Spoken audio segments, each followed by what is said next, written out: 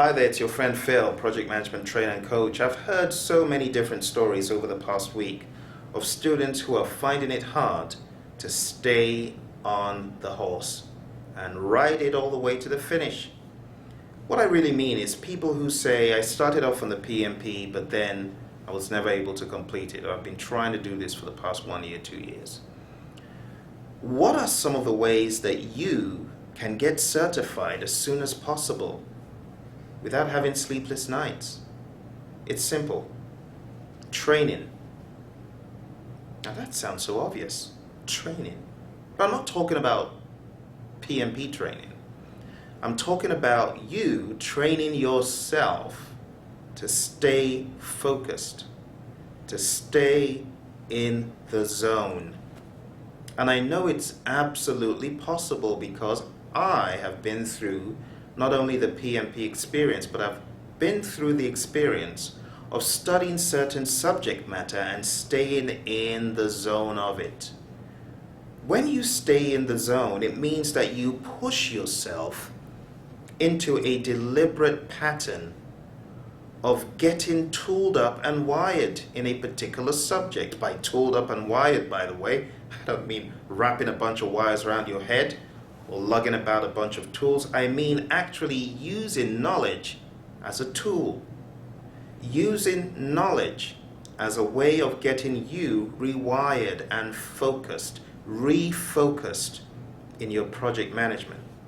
People often say, Phil, well, it's all right for you. You trained this stuff, so that's why it's in your head. No, that's not true. I've always been a student of project management. Right from the time I began to understand what project management was, I became a student of it. How do you become a student of project management? Now, I'm not talking about being a one-time hotshot wonder on the PMP exam and 2 years down the road, everything has vanished from your head. That's not what I'm talking about. I'm talking about being a student of the craft, of the art of project management, and using a solid, tested, and tried base of knowledge to be a better project manager. By the time you have this approach, this mindset, you'll find it easier to study. Some of the ways you can do this are: 1, audio. Now I know the first thing people are going to say, well, I'm not an auditory learner. That's not true. You learnt a lot by audio. You learnt a lot by listening. It may not be as much as what you learnt by watching or doing, but everyone can learn by listening. And if you are intentional about learning by audio, you can take 30 minutes of your day to listen to audio. I've found all sorts of students across the world who, when they become intentional about this stuff, it gets into their heads. It gets not just into their heads, but also into their subconscious minds. And when they make it a habit, when they make what they listen to a habit, it helps them. It helps them recall it. One example is a project manager who does not develop charters, never helped a sponsor develop charters, but listens to what Develop Project Charter is about, take some notes on the audio being listened to. That's another step. Take some notes. If you do not take notes at some points, if you do not stop and pause the audio, you're going to miss key points that you could take away. But such a PM that takes notes and realizes what a charter is and how a charter can be valuable, and just doesn't stop there, but actually takes action to begin to develop a charter, to begin to expose people in the company to the value of a charter. Tell me how that student won't better understand what a charter is when it's developed, why it's developed, how it's developed, what the ingredients are for developing it. Have you ever crossed your mind that the more intentional you become about doing something and actually doing it, the more the information is going to stick? It will stick. How about you taking the second process down the initiating process group identify stakeholders. How about you actually creating a stakeholder register? How about you moving into planning and actually working on a project management plan? Now, please don't tell me that the Microsoft project schedule is a project plan. That is one of the cardinal sins of project management. I'm joking, but you know what I mean.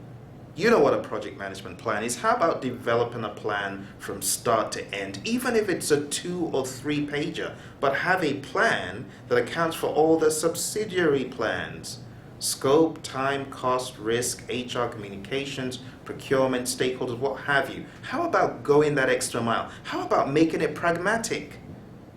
Now, I've talked about 2 things: listening, and the next one, making it pragmatic.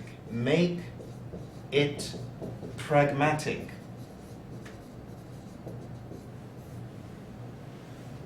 Two key things here. If you go through your project management week or your project management day without even giving any of the tools and techniques of what you're studying some thought and asking, how can I take this? How can I use it? How can I make my project more effective? How can I make my project management better? If you're not doing that, I'm sorry, stuff is not gonna stick. Now, the people I call my champions, my PMP champions, not my PMPs, because I've got lots of people who've taken the exam on my watch, but those who I consider to be champions are those who make it pragmatic, those who can take what is in the PMBOK guide, tailor it and use it, and apply it to their projects. If you're not doing that, it's going to be a bit tough for you to become a natural at this stuff. You don't want to just regurgitate PMBOK senselessly. Anyone could do that with enough focus and attention. Regurgitation does not help you master. And even if you're able to pass the exam, regurgitating is meaningless in the real world. It's the pragmatic element. It's what can you do? When you go to an interview, you call yourself a PMP, go to an interview, sit down.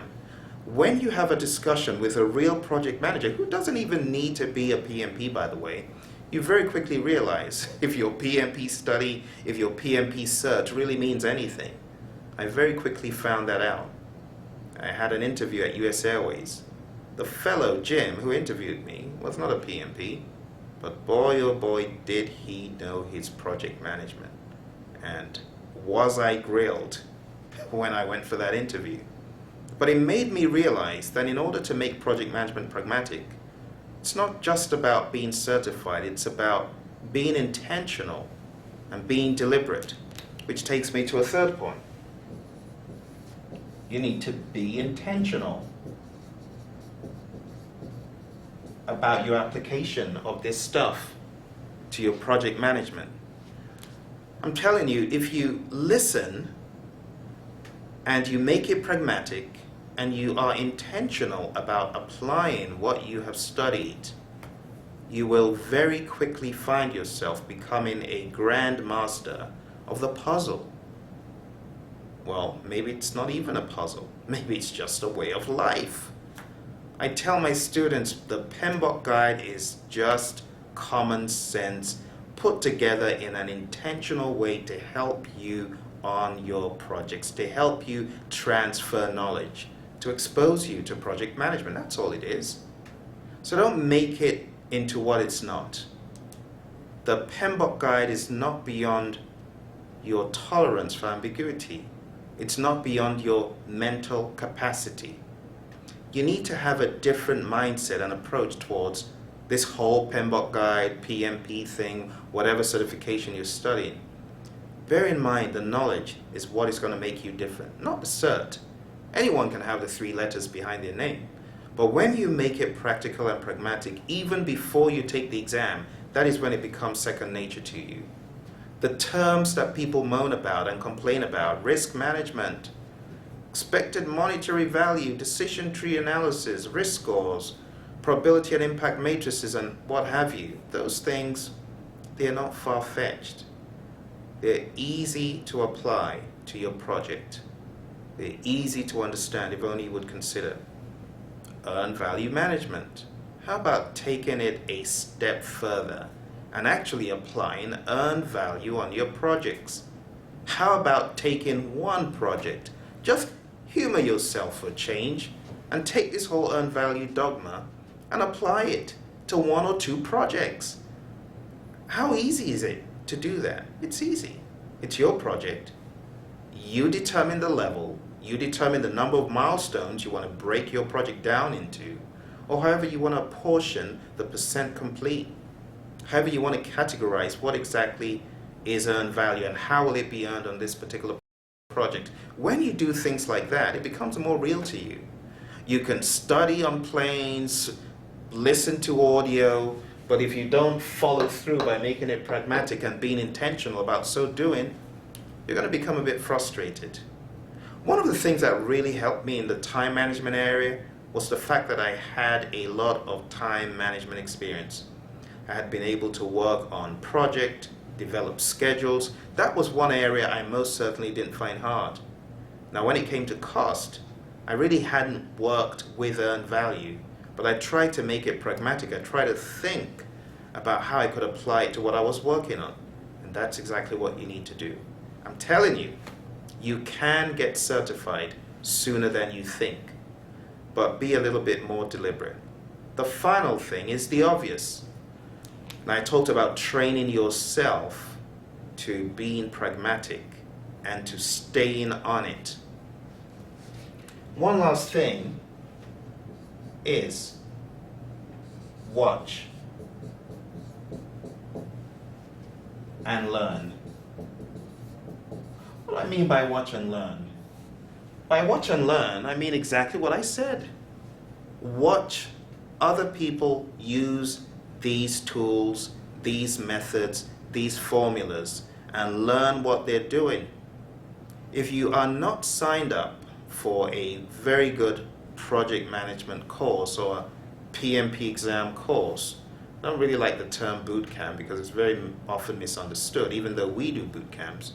But you can't jump into a boot camp of 4 days and 5 days without doing some pre-work, solid pre-work, and expect to succeed on day 5. And people who sell those kind of courses, I mean, they're all over the place. But please, please, please, do yourself a favor. I know so many people who have failed using this boot camp approach. Don't do that to yourself. The PMP exam is not a walk in the park. If you don't know the material, you could stumble and fall and fail miserably. You don't want that to be the case. So please spend some time watching and learning from someone who's been there, done that. Someone who's really used the tools, used techniques, knows what they're talking about. Not just some talking head in front of a classroom or some death by PowerPoint presentation. That's not going to help you go far. And for that reason, I would strongly advise you, if you are looking for a credible partner, someone who can help you succeed on the PMP exam, well, you've reached the right channel. Go to LinkedIn, take a look at my LinkedIn profile, take a look at people I have helped handheld to get this stuff done. I have helped them through the treacherous waters of both the PMP, the CAPM, and other exams, and help them succeed. So look into a course where you can watch and learn, where you can have meaningful dialogue with an expert, someone who's been there, done that. Not a firm that will just dish you out a bunch of slides and PowerPoints and not give you any human interaction. You don't want that to be the case. So I would like you, if you are really keen on getting this under your belt, visit the following website. Go to www.praizion.com. Praizion spelled Praizion.com. I currently have a really appetizing offer for just 1 month of study. It doesn't come with any of the materials for $99.